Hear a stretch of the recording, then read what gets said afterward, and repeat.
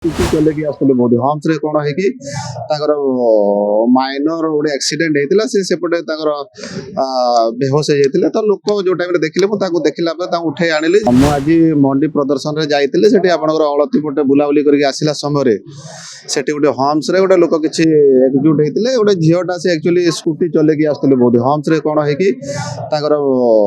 minor गोटे accident हेतिला से सेपटे ताकर